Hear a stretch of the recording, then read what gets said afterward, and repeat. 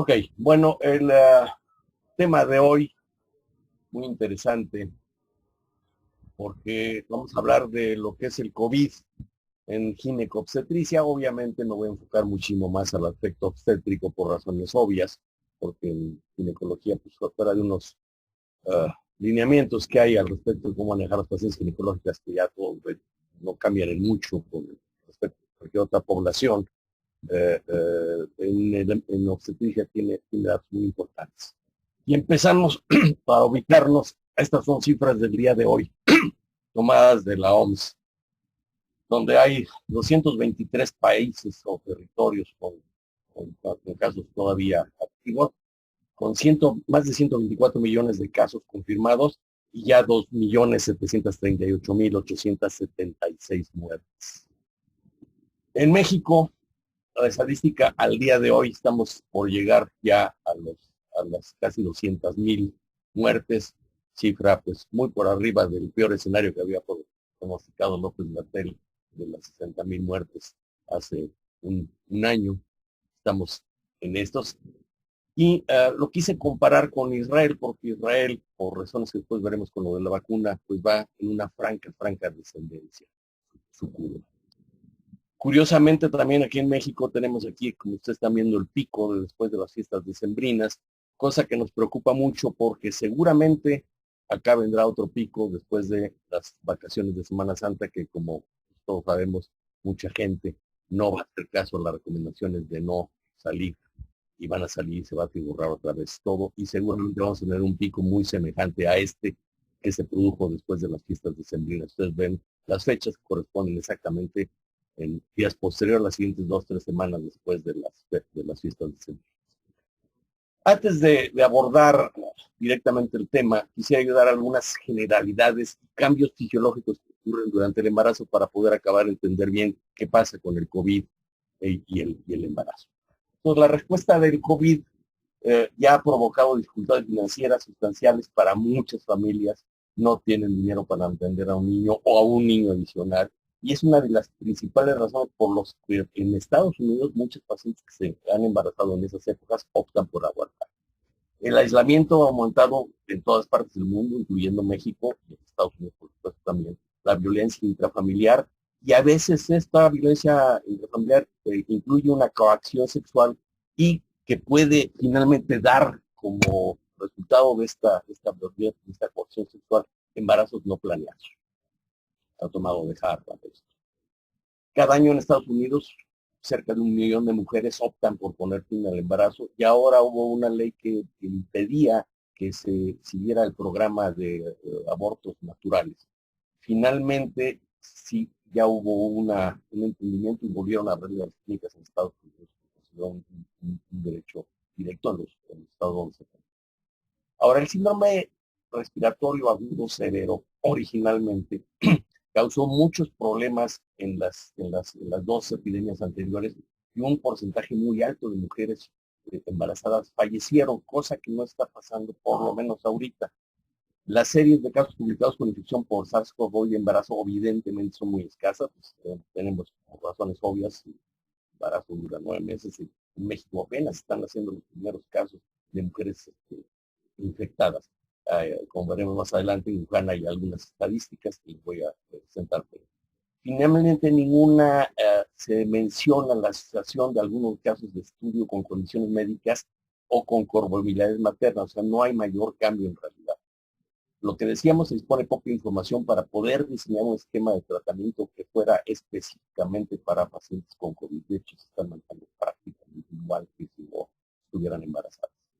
Sabemos que el embarazo puede agravar la fisiopatología del COVID porque las modificaciones respiratorias se inician sobre todo a partir de la semana 20 de gestación, implican un incremento obvio en la presión intraabdominal y la consecuente elevación diafragmática. El embarazo, sabemos, incrementa de un 15 a 20% el consumo general de oxígeno de la mujer. El gasto cardíaco y la ventilación por minuto explican cómo el consumo de oxígeno se incrementa a pesar de no haber cambios significativos en la presión parcial de oxígeno arterial y un decremento en la diferencia arteriovenosa debido al aumento del suministro de este mismo. Quien más ha estudiado esto y ha publicado es el Instituto Nacional de Gerontología. Ellos nos dicen que las mujeres embarazadas sí las consideran como una población vulnerable y que puede asociarse a un incremento de riesgo de la enfermedad severa, y que requiere eventualmente cuidados intensivos o una ventilación asistida. Evidentemente, pues lo mismo que para cualquier otra población, hay que tener muchas medidas de prevención estrictas, hacer un tamizaje, cosa que sabemos no se está haciendo en México, y una vigilancia estrecha de la gestación en búsqueda de cambios diferentes a lo que estamos acostumbrados a. Evidentemente, como cualquier otra persona no embarazada, eh, eh, el SARS-CoV-2 causa inflamación. Sabemos que aumento del estado de vulnerabilidad, cosa que se ve, como veremos también más adelante, en forma normal en el embarazo, y da daño celular que finalmente da una enfermedad placentaria que puede o no repercutir con el feto, pero directamente el feto no se ha encontrado, como veremos más adelante, ningún problema directamente relacionado por el virus como tal. Los cambios pulmonares que se alteran en el embarazo, como todos sabemos, la capacidad residual está disminuida, los volúmenes residuales están disminuidos de manera constante desde las primeras semanas, hay menor volumen al final de la expiración, hay una disminución de la capacidad total y una incapacidad de por sí, tienen un poco de incapacidad para eliminar las secreciones normales. En estos casos de las mujeres embarazadas, esto se ve todavía más importante. Estos cambios pulmonares característicos del embarazo predisponen a la insuficiencia respiratoria hipoxémica en la forma más rápida en las embarazadas que en la población normal, precisamente por los cambios que habíamos visto previamente. El embarazo en sí causa una atenuación de la inmunidad celular por las células TH1 y contribuye a aumentar la movilidad infecciosa en general. Evidentemente, pues, no es una excepción, los virus, y puede eventualmente pensar que la mujer embarazada es más susceptible para eh, ser receptora del virus. Los estrógenos también pueden causar, y aquí después me gustaría la opinión del doctor Pelayo Vila, rinitis gestacional. Yo he visto muy poca realmente, aunque sí está escrito. Rinitis gestacional por hiperemia de la nasofaringe, congestión nasal, rinorrea, casi en el 20% de las mujeres sanas al final del embarazo. Y estas características hacen que se pueden mascurar algunos de los síntomas de COVID-19 y hacer más difícil el diagnóstico, por lo menos desde el punto de vista clínico. La disnea fisiológica, debido a las mayores demandas de oxígeno de la embarazada y al metabolismo elevado, la anemia gestacional y el consumo de oxígeno fetal son comunes, y también resulta por esto mismo en ocasiones ser difícil distinguirlas de una disnea patológica. Ahora, ¿qué encontrando actualmente en las mujeres embarazadas con COVID-19? ¿Qué pasa con el feto? Las mujeres embarazadas con COVID-19 se asocian con una mayor probabilidad de tener nacimientos prematuros.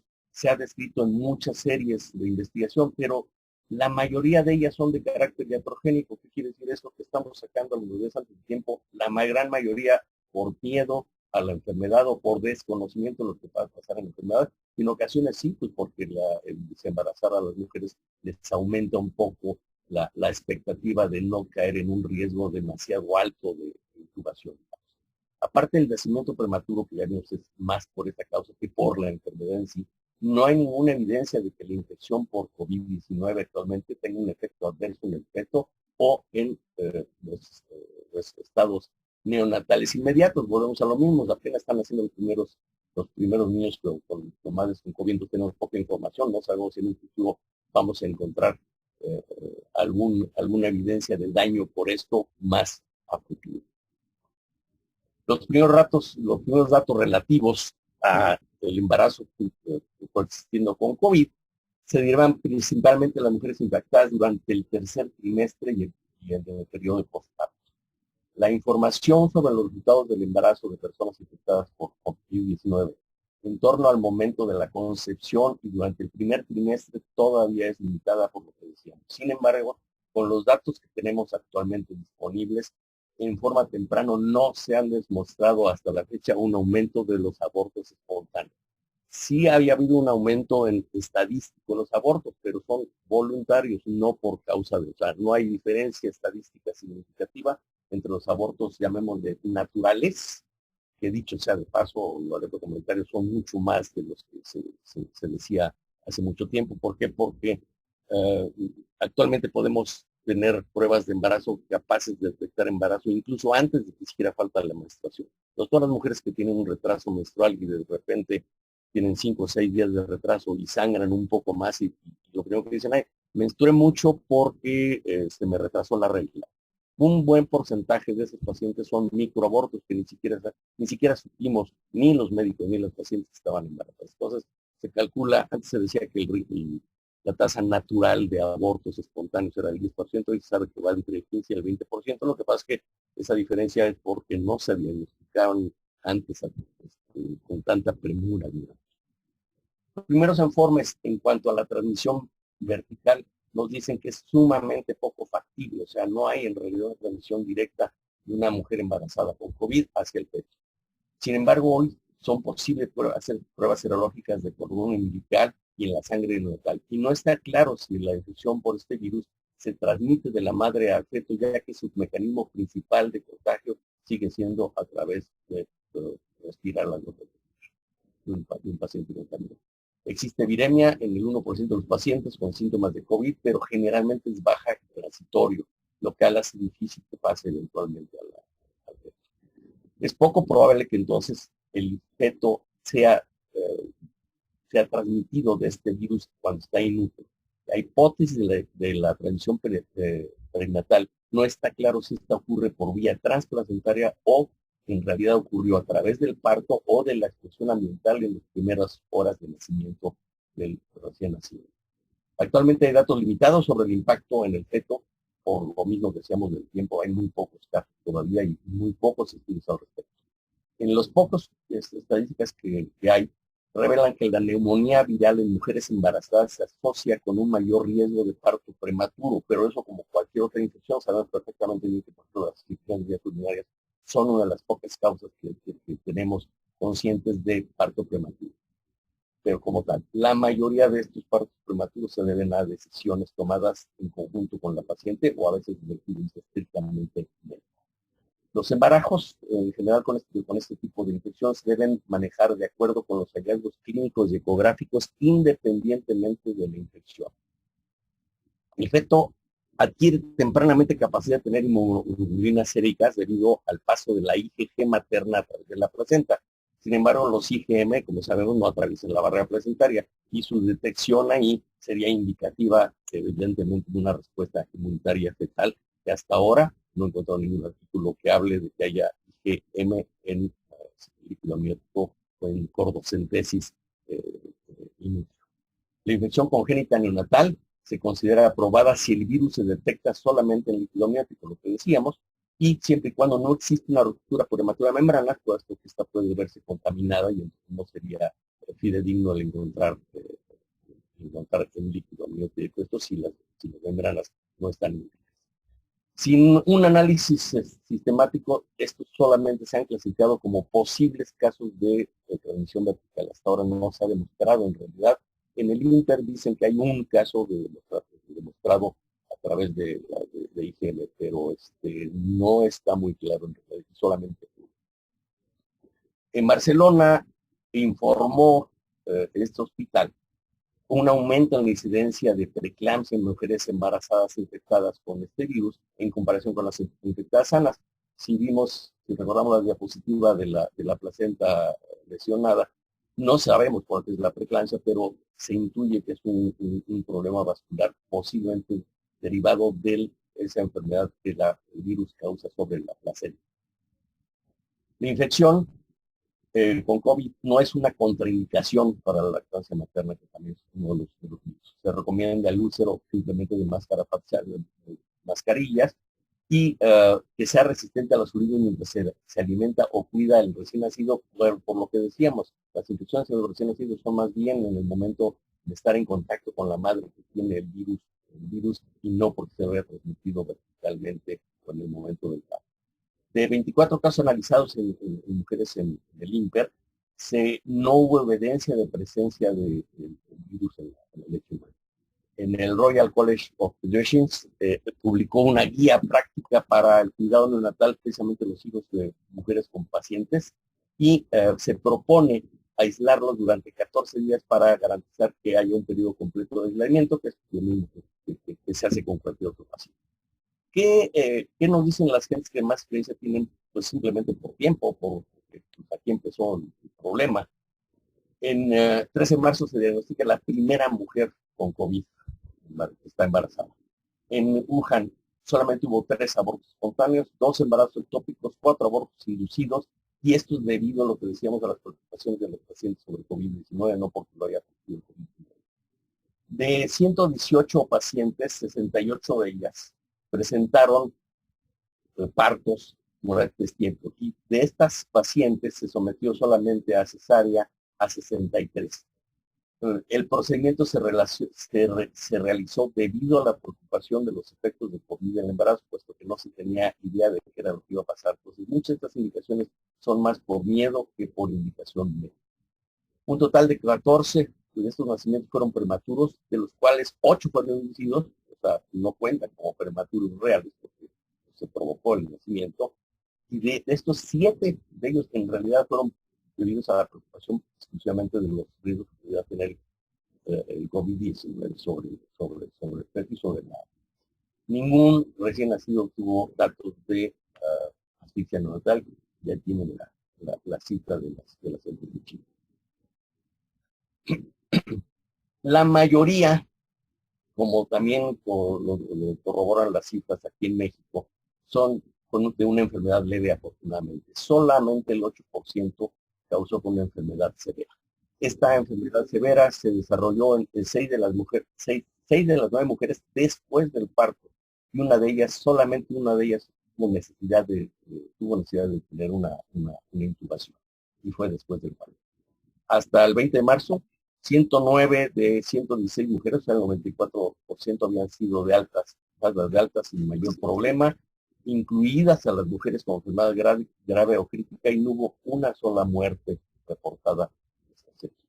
En Nueva York, entre el 22 de marzo y el 4 de abril, en el Hospital Allen y en el Centro Médico Irving de la Universidad de Columbia reportaron 215 mujeres embarazadas que ya culminaron su embarazo. Y a todas ellas se les hizo a su ingreso detección de virus de COVID-19. Y solo 4 mujeres presentaban síntomas y las 4 resultaron positivas para SARS-CoV-2. O sea, que nos dicen que hubo una relación directa entre las que tenían algún síntoma y las que resultaron positivas para SARS-CoV-2. Todas las demás mujeres estaban asintomáticas y evidentemente fueron negativas para la prueba. En Inglaterra, la mayoría de las mujeres embarazadas infectadas fueron asintomáticas. 74% se detectaron como asintomáticos, o sea, la gran mayoría. Esto quizás explique por qué la mayoría de las mujeres embarazadas evidentemente casi no tienen comorbilidad y son jóvenes. Entonces no se escapa de la estadística normal, digamos, de cualquier otra persona que siendo joven tiene un poquito menos de posibilidades de tener una enfermedad grave.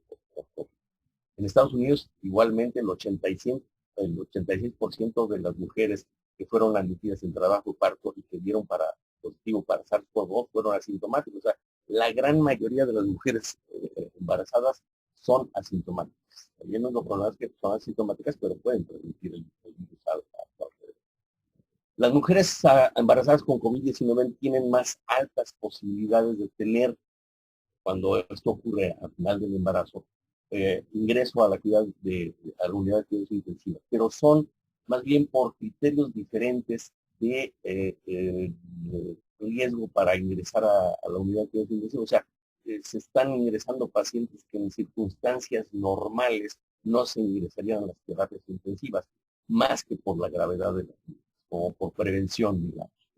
No hay mayor riesgo de muerte diferenciada en mujeres por embarazo. De hecho, vimos la serie de Wuhan, donde no hubo una sola muerte materna. Hasta donde yo sé, en México tampoco ha habido una que se asocie directamente a mujeres embarazadas con COVID-19. En comparación con las mujeres embarazadas sin COVID-19, las mujeres que tienen embarazo y COVID-19 sintomáticas y que requieren hospitalización tienen en general peores resultados maternos. En el Instituto Nacional de Pediatría, este es el esquema de donde más pacientes se han concentrado. donde ustedes tienen a 1.310 pacientes, de las cuales ya se resolvieron el 61%, y el índice de abortos y de partos prematuros no cambia más que en el sentido de lo que comentábamos de adelantar el nacimiento, pero por razones de precaución más que por otra cosa. Lo que decíamos de la tradición vertical, ellos dicen que es posible, ellos creen que sí puede ser posible. La verdad, si les confieso, para mí no tiene mucha importancia el dato porque sabemos que el virus no le hace mayor cosa al bebé. Entonces, el saber si un recién nacido se infectó inútero o se infectó en el momento del parto o se infectó en las primeras 24 horas de su vida a través de la convivencia con la mamá, no tiene mayor importancia en realidad, a mi parecer. Pero aparentemente sí es posible la transmisión intrauterina, aunque más bien parece ser que es una exposición potencial en el momento del nacimiento. ¿Cuál es el tratamiento del COVID en las mujeres embarazadas? En realidad no hay un esquema real específico que se asocia a tratamiento diferente del que conocemos. Normalmente se debe administrar el tratamiento lo antes posible conforme al protocolo general de cada médico o de cada institución. Específicamente en el Instituto Nacional de Perinatología les están dando este medicamento y después lo continúan a veces hasta 14 días. Están usando interferón, que yo no lo he visto usar en otros lugares, a estas dosis durante la primera semana a partir del inicio de los síntomas. Estos tratamientos, en general, ninguno de los tratamientos que nosotros conocemos y que ya se vieron en las dos pláticas anteriores que dio el doctor Navarro y el doctor Ansaldo, no están en realidad contraindicados durante el embarazo. Sin embargo, sí requieren del consentimiento, dado que hay muy poca información de lo que pueda pasar. Se requiere dar el consentimiento informado de la paciente embarazada para el uso de medicamentos. Si hay infiltrado alveolar o procalcitonina elevada, se agregan dosis importantes de antibióticos como la ceftriaxona por vía intravenosa. Aunque no hay evidencia actual de daño, no es recomendable el uso de antivirales durante el primer trimestre del embarazo, salvo en casos muy graves. Y eso pues lo sabemos normalmente, casi nunca procuramos no usar ningún medicamento a menos que no sea indispensable durante el primer trimestre del embarazo, y los antivirales pues tienen un incluso aparte. La tomografía computada, como también lo vimos en las pláticas anteriores, es primordial en estos casos para el diagnóstico COVID, ya que hemos visto que hay muchísimos pacientes asintomáticos que ya tienen cambios en los pulmones en la tomografía computada. Es muy útil en la detección temprana de casos con alta sospecha, y la evaluación de la gravedad y la extensión se basan precisamente más en los síntomas, perdón, más en la tomografía que en los síntomas mínimos, porque como vimos puede haber síntomas mínimos con un grave daño pulmonar que no se ha detectado. Ayer precisamente me enteré que uno de mis anestesiólogos falleció, no tenía mayor problema, y en 24 horas evolucionó de estar prácticamente asintomático, con una tomografía muy afectada, pero asintomático, y en 24 horas falleció. Las embarazadas con COVID-19 asintomáticas y con síntomas leves están indicados todos los asuntos que vemos normal de laboratorio, pero los propios síntomas no resultan obvios por lo que comentábamos de los cambios fisiológicos que ocurren normalmente durante el embarazo y nos pueden enmascarar la enfermedad. Entonces, es difícil a veces hacer el diagnóstico de una paciente embarazada con COVID, y después a eso le agregamos las falsas negativas, pues peor. Las complicaciones únicas limitadas a las pacientes embarazadas dependen de decisiones tomadas en base a la monitorización fetal. Eso es lo que estábamos hablando, que fundamentalmente no hay mayor cambio en el tratamiento a menos de que la monitorización fetal no lo indique. La administración de corticosteroides prenatales y el preparto debe individualizarse. Si estamos viendo que ya sea por iatrogenia o por indicación médica hay más posibilidades de tener partos prematuros, conviene dar un efecto de protector para el feto con corticosteroides, que dicho sea de paso no tienen mayor problema si es que no pidieran, o sea, si una mujer se da corticosteroides para prevenir el problema de insuficiencia respiratoria neonatal por prematurez y no llega a término, no pasa nada con el corticosteroide. En cambio, sí le puede ayudar a evitar un síndrome de insuficiencia respiratoria por prematurez. No hay un consenso para esta enfermedad en particular, ya lo decíamos, cada quien hace pues, lo indecible por buscar tratamientos. En pacientes hospitalizadas con neumonía por COVID-19 sin ventilación mecánica asistida, se ha considerado la filiación del embarazo entre la semana 32 a 34 para evitar el empeoramiento de la función respiratoria en la que la hipoxemia materna puede poner en riesgo al feto, que era lo que comentamos. Son indicaciones más de protección a la madre. Estamos teniendo una cantidad importante de nacimientos por término, y si ya se está planeando eso, pues parte del tratamiento, de hecho, de las pacientes con neumonía es la cortisona, así es que nos sirve con doble fin para tratar a la paciente y para prevenir al feto de la insuficiencia respiratoria que puede ocurrir por la prematurez. No es recomendable finalizar el embarazo antes de la semana 32, a menos de que la condición de la madre empeore y que ponga en peligro su vida, porque estamos prácticamente condenando al recién nacido si no a morir, por lo menos a tener una estancia prolongada en una sala de cuidados intensivos neonatales, con todas las complicaciones que esto y gastos. Datos recientes revelan una alta incidencia de complicaciones trombóticas en pacientes embarazadas. Nosotros sabemos que el embarazo tiene un estado de hipercoagulabilidad relativo. Entonces debemos considerar el uso de dosis profilácticas y terapéuticas de anticoagulantes por el estado que ya sabemos, repito, de hipercoagulabilidad en el embarazo y que sabemos perfectamente aumenta con esta enfermedad. Aquí y eso ya es un asunto muy personal, así como recomendamos en las mujeres que han tenido preeclampsia en otros embarazos usar ácido acetilsalicílico en microdosis, la famosísima aspirina Protec, cualquier ácido acetilsalicílico de 75 a 100 miligramos diarios, que no sabemos por qué, pero estadísticamente disminuye mucho la posibilidad de preeclampsia cuando ya hubo preeclampsia en el embarazo anterior. Pues aquí yo no vería por qué no en mujeres con COVID se puede utilizar perfectamente bien este medicamento como profiláctico para disminuir un poquito la posibilidad de la alta incidencia que mencionábamos de complicaciones trombóticas. Desembarazar a una paciente con COVID-19 en estado grave o crítico ayuda al apoyo terapéutico que ya se instituyó, y si el parto no es inminente, pues es necesario evaluar una cesárea de urgencia, que es lo que ha pasado, por lo que repetimos, se ha incrementado el número de prematuros en cuanto a número de semanas. En el Instituto Nacional de Pediatría, de 12 pacientes embarazadas con enfermedad que evolucionó a grave por COVID-19, de esas 12, 9 necesitaron asistencia respiratoria, 8 tuvieron dificultad respiratoria severa, 7 no requirieron una intubación y 2 tuvieron una mayor oxigenación en el transcurso de las siguientes 2 horas posteriores al parto, lo que son muy pocos casos, pero nos debe pensar que evidentemente el haber desembarazado a la mujer automáticamente aumentó la oxigenación. El nacimiento no solo empeoró el estado respiratorio, sino que mejoró. La resolución obstétrica siempre se debe valorar en forma individual.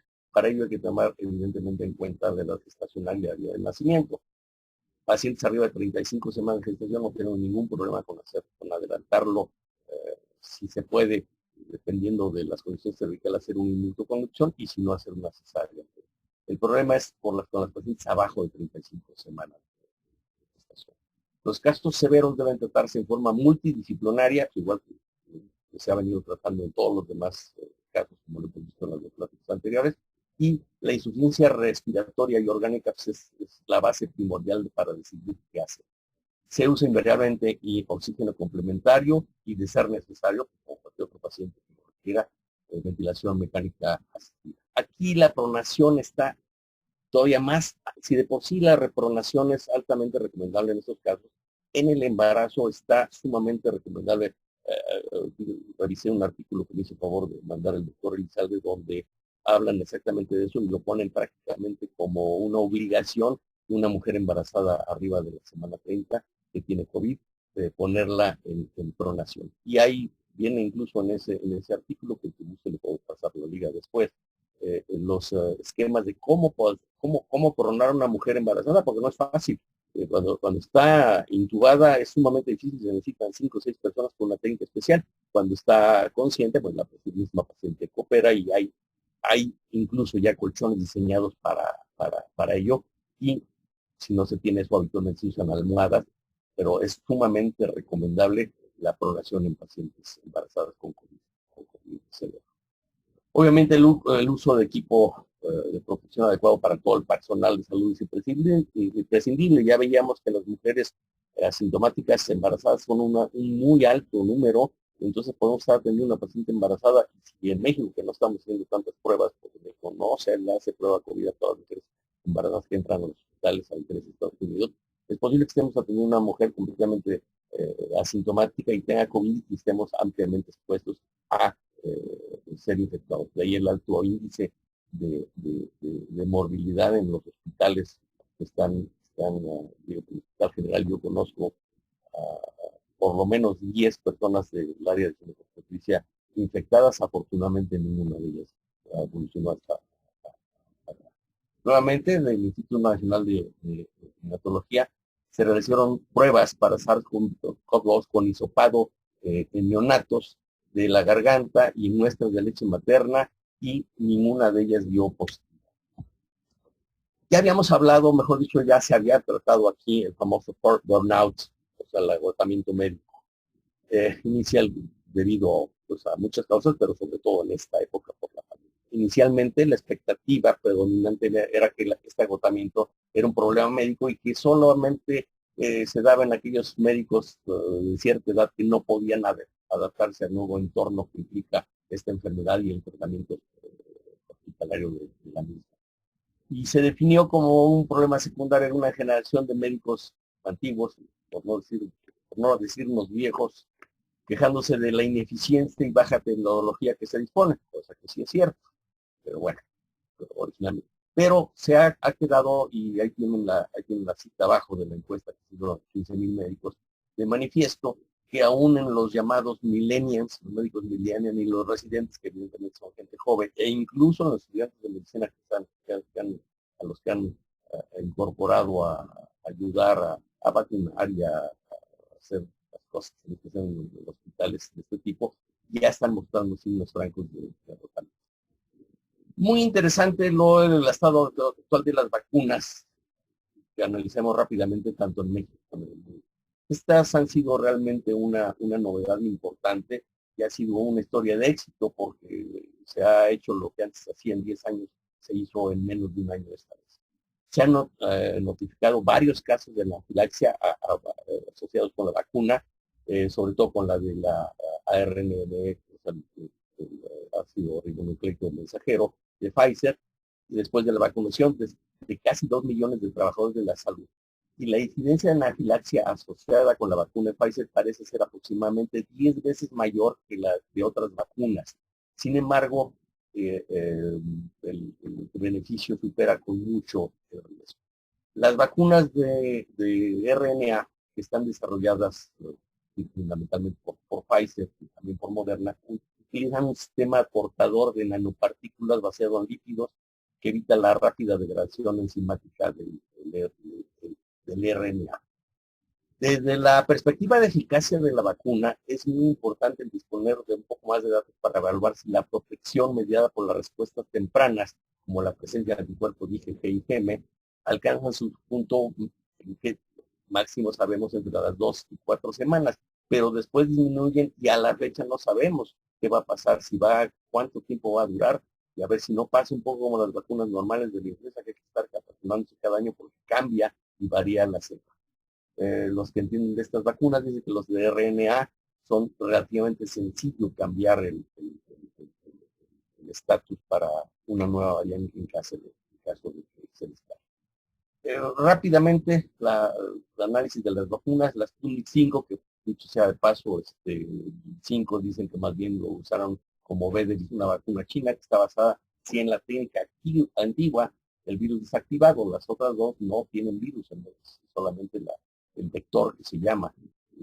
Y la vacuna china sí tiene el virus, pero no está desactivado. Está autorizada nada más en China y otros países han reservado dosis de esta vacuna como Ucrania y Uruguay. Según Sinovac, las pruebas a gran escala en Brasil mostraron una tasa de eficacia de casi el 50% y 80% contra las formas más graves. Pero tampoco en este caso los datos fueron publicados. Está aprobado el uso de esa vacuna, pero en México, pero como emergencia este pasado 10 de febrero. Requiere de 2 aplicaciones. La CanSino, también vacuna china, ya está autorizada por México el mismo día que se autorizó la Sinovac y va a ser envasada en Querétaro y tiene una eficacia del 66%. Y hoy vamos a hablar un poquito de la eficacia porque es también muy interesante eso. Y esta está conformada con un adenovirus que se modificó, que se causa el resfriado común, y su gran ventaja es que la conservación es sencilla, no requiere de intercongelación. La de Moderna, que es también de ARN mensajero, como ya he dicho, con un 94.1 de eficacia, está autorizada en tanto en la Unión Europea como Estados Unidos, Canadá y el Reino Unido, donde todavía, curiosamente, está autorizada, pero no está disponible. La Sinopharm es una vacuna también desarrollada en China que utiliza la técnica clásica también del virus desactivado. Y está usada solamente en Arabia, en Hungría, Perú, Camboya, Zimbabue. Los diseñadores dicen que tiene una eficacia de 79%, pero tampoco han sido publicados resultados. La de Johnson Johnson, que tiene la gran ventaja de que solo requiere una dosis, ha presentado sus estudios de autorización en la Unión Europea y en Estados Unidos, ya está vacunada, y esta vacuna es de vector y está fabricada por la de Janssen Cilag, con una efectividad de 66%.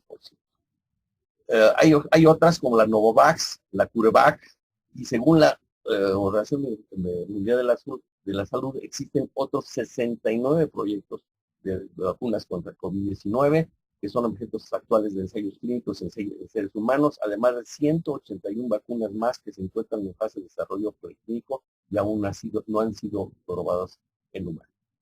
¿Qué pasa con las vacunas y el embarazo? En realidad, tenemos muy poca información, volvemos a lo mismo, pero no parece haber ningún problema, ya que se han administrado vacunas que usan ese mismo vector viral en personas embarazadas en todos los trimestres del embarazo y no se ha encontrado ningún problema asociado a su uso durante ni siquiera el primer trimestre en el efecto. De hecho, pues con la alta mortalidad de la influenza en mujeres embarazadas, es una indicación absoluta de inmunización. Y estas vacunas, sobre todo las que no usan el virus como tal, pues no tienen o no debieran tener ningún problema, sin embargo, no hay una información al respecto. Lo que es muy importante entender, y que la verdad, si soy sincero, yo tampoco entendía hasta que me eché un clavado en todo este asunto de las vacunas, es la eficacia reportada. Todo el mundo pues, quisiéramos que nos pusiera Pfizer, y a mí cuando me iban a poner la AstraZeneca, veía yo la efectividad de la AstraZeneca, que ustedes la tienen ahí, pues yo decía, pues a mí que me pongan la Moderna, por favor. Y resulta que no es así. ¿Por qué? Tenemos la eficacia de Pfizer 95, Moderna 94, la Sputnik 92, la Novavax 89, la Oxford, la AstraZeneca 67 y la Johnson Johnson 66, digamos, 66 ya se acerca mucho un volado. Sin embargo, lo que importa de las vacunas no es en realidad el asunto de que se infecte o no. El mejor escenario es claro que no hay una infección, pero ¿cuál es el peor escenario? Por supuesto la muerte. Pero ¿qué es lo que buscan las vacunas? Y ahí es donde se emparejan, como veremos más adelante todas, es esto, que los pacientes vacunados o no se infecten, que sería lo ideal, o sean asintomáticos, o presenten síntomas moderados. Y aquí es donde está la mayoría de las vacunas. ¿Qué es lo que hacen la mayoría de las vacunas? Que la gran mayoría, como vamos a ver los porcentajes ahorita, hace que no se llegue a tener síntomas severos, menos hospitalizados y hasta ahorita ningún muerto de pacientes vacunados ya con las dosis completas. Porque sí ha habido casos reportados donde ha habido una sola dosis y se confían y se infectan, etc. Y esta es la tasa de eficacia real contra muerte y hospitalización. ¿Qué quiere decir? Pues ustedes ven ya aquí ya se emparejaron todos. Sigue siendo, por supuesto, la Pfizer la mejor, 7 días después de la segunda dosis, Moderna seguida de November, de Sputnik, pero ya, si ustedes ven la AstraZeneca que andaba por aquí, pues ya se fue casi al 98%, y la Johnson Johnson, que también estaba en el 66% y está aquí. Esto que nos hace pensar que, pues está bien, la vacuna, en el peor de los casos, si nos da la infección estando vacunados, nos va a evitar que tengamos un cuadro grave que nos haga terminar en el hospital o bueno. La evidencia de Estados Unidos, donde pues el efecto real de las vacunas, y las tres que están aplicando ya con una, ya lo comentamos antes de empezar la plática, con una vacunación masiva. Biden le ofreció vacunar 100 personas, perdón, 100 millones en 100 días, ya va a 100 millones ahorita, es muy posible que en 100 días duplique la cantidad y lleguen a 200 millones de vacunados. Y aquí tienen el efecto directo de la incidencia sobre los casos nuevos en Estados Unidos, donde se ve claramente que está funcionando, por lo menos desde el punto de vista estadístico, la vacuna. ¿Qué perspectiva negra nos acoge a nosotros? Aquí tenemos los días calculados de acuerdo a las tasas actuales de vacunación para tener la inmunidad llamada de rebaño, que es que tengamos el 70% de pacientes pues, vacunados o con anticuerpos, ya sea por enfermedad. En Estados Unidos, esta cifra es muy posible que se acorte por lo que comentábamos, tienen 133 días calculados. En México nos vamos a 869 días de persistir la tendencia de ritmo de vacunación actual. Entonces, pues va para largo por lo menos en México. Comparado con Chile, que es un país sudamericano, pues que podríamos compararlo perfectamente bien con nosotros, que está calculando que en 73 días van a tener la inmunidad de rebaño. Entonces, los chilenos pueden estar muy orgullosos de esto. Entonces, el problema de las vacunas es que pues se han aprobado todas como casos de emergencia, incluyendo Estados Unidos. Entonces, pues, ¿qué va a pasar en un futuro? Desgraciadamente todavía no lo sabemos. Conclusiones. El embarazo no aumenta el riesgo de infección por SARS-CoV-2, de acuerdo a los informes que tenemos actualmente, y tampoco empeora el curso clínico de pacientes en comparación con las mujeres no embarazadas de la misma edad. No existe un aumento de abortos espontáneos. El COVID sintomático se asocia muy directamente con un alto riesgo de parto prematuro, casi de 2 a 3 veces mayor, pero por lo que decíamos, no por la enfermedad, sino por criterios de interrupción del embarazo que son eventualmente cuestionados. O sea, porque el médico decide interrumpir el embarazo, no porque el embarazo se adelante por el SARS-CoV-2. Las embarazadas no son necesariamente más susceptibles a la enfermedad viral, a pesar de que sabemos tienen un sistema inmunológico un poco más deteriorado que los que no están embarazados. Los cambios fisiológicos y el sistema inmunológico pueden asociarse con síntomas más graves, ahí sí, particularmente en el tercer trimestre. Finalmente, ¿qué protocolos nos da la Federación Mexicana y los colegios de la ginecología obstétrica que están afiliados a la FIGO, que es la Federación Mundial, que nos da estos lineamientos? En pacientes estables no existe una indicación de interrupción del embarazo. En la medida posible se debe mantener la situación hasta donde se pueda, lo más cercano al término, si no es que al término. Y la decisión de interrumpir el embarazo en pacientes no estables se determinará en consenso multidisciplinario de acuerdo a la evolución desfavorable según el deterioro o no de la madre. Es importante, evidentemente, la vigilancia del bienestar, no solamente de la madre, sino también del feto, del binomio. El monitoreo de la madre debe llevarse a cabo de acuerdo con los criterios de gravedad por insuficiencia orgánica en consenso multidisciplinario con el terapista, el neumólogo, quien esté en el grupo de trabajo.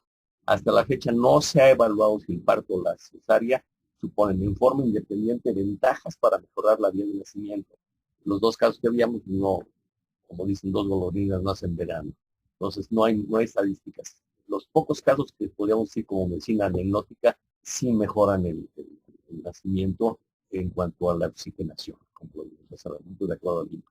La indicación necesaria se establece según el deterioro de la madre o del feto, con la intención de acortar el primer periodo de trabajo de parto o cuando la saturación es menor al 94% a pesar de la ventilación o del oxígeno sobre el aire. Se deben suspender los procedimientos quirúrgicos selectivos y que no sean urgentes basados en los recursos de cada país.